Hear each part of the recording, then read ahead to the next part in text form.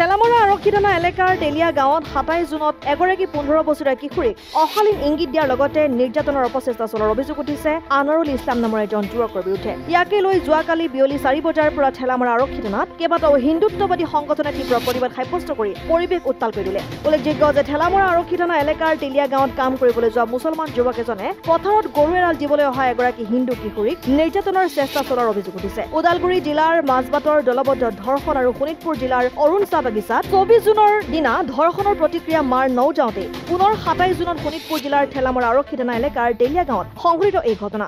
ইয়াকে লৈ কালি উত্তাল হৈ পৰে ঠেলামৰা।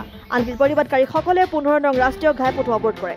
ঘটনা সংঘটিত কৰি যুৱকজনে উক্ত স্থানৰ পৰা পলায়ন কৰে। ইয়াৰ পিছত যুৱকজনক গ্ৰেপ্তাৰৰ দাবীত কেইবাটাও সংগঠনে ঠেলামৰা আৰক্ষী থানাৰ সন্মুখত তীব্ৰ প্ৰতিবাদ সাব্যস্ত কৰে।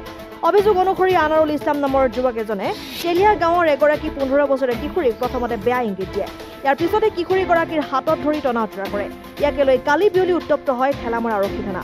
আৰক্ষীয়ে উক্ত দিনাই অভিযুক্তৰ লগত তেখেতৰ ভাতৃক গ্ৰেপ্তাৰ কৰে। ইফালে কালি ঠেলামৰা আৰক্ষী থানাত উপস্থিত হৈ গুৰুত্বপূৰ্ণ মন্তব্য আগবঢ়ায় বিধায়ক গণেশ কুমাৰ লিম্বুৱে। হ'ল যিসকলে এনেধৰণৰ কামত আছে তেওঁলোকক যাতে এক কঠোৰ শাস্তিৰ ব্যৱস্থা কৰিব লাগে, বিহিত ব্যৱস্থা ল'ব লাগে। এই ক্ষেত্ৰত যে আমাৰ চৰকাৰে ল'ব তাত কোনো ধৰণৰ সন্দেহ নাই। আৰু দ্বিতীয় কথা হ'ল এইটো আমাৰ সভ্য সমাজৰ কাৰণে অত্যন্ত লাজৰ বিষয় যে এনেধৰণৰ এক ঘটনা হ'ব ধৰিছে। আৰু মই কেতিয়াবা ভাবোঁ যে এচাম মানুহ আমাৰ মাজত আছে যিসকলে শান্তি আমাৰ যি আইন ব্যৱস্থা শান্তি হৈ থকাটো নিবিচাৰে। একদম উদণ্ড টাইপৰ এচাম মানুহ আছে যে এওঁলোকে সদায় কেনেকৈ ল' এণ্ড অৰ্ডাৰ যাতে বেয়া হয়, কেনেকৈ যাতে আমাৰ মাজত এটা ক্লেছ হয়, যেনেকৈ আমাৰ উন্নয়ন যাতে বাধা হয়, এনেধৰণৰ চিন্তা কৰা এক প্ৰকাৰে দেশদ্ৰোহী মানুহ আমাৰ মাজত আছে। এইটোতো মই ভাবোঁ সংস্কাৰৰ ওপৰত কথা থাকে। এনে জেনেৰেলাইজ আমি কৰিব যদিও নোৱাৰোঁ, আমি এভাৰেজলি যদি চাওঁ যে এইটো আমি দেখিবলৈ পাওঁ যে সংখ্যাটো জেনেৰেলি এটা চামত বেছিকৈ দেখিবলৈ পোৱা যায়।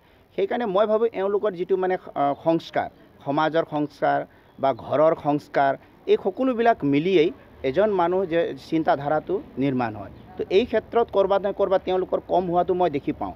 সেইকাৰণে এই ক্ষেত্ৰত কৰিবলগীয়া তেওঁলোকৰ সমাজৰ তেওঁলোকৰ বিভিন্ন অনুষ্ঠান বা বিভিন্ন যিবিলাক আছে, যিসকলে মানুহ বা সমাজ গঢ়া বা সমাজখনক আগুৱাই লৈ যোৱাত যিসকলে কাম কৰে, তেওঁলোকৰ ভূমিকা কিন্তু এই ক্ষেত্ৰত মই দেখিছোঁ একেবাৰে নিষ্প্ৰভ আৰু নাই বুলি ক'লেও বেছি কোৱা নহ'ব, তেনে টাইপত আছে।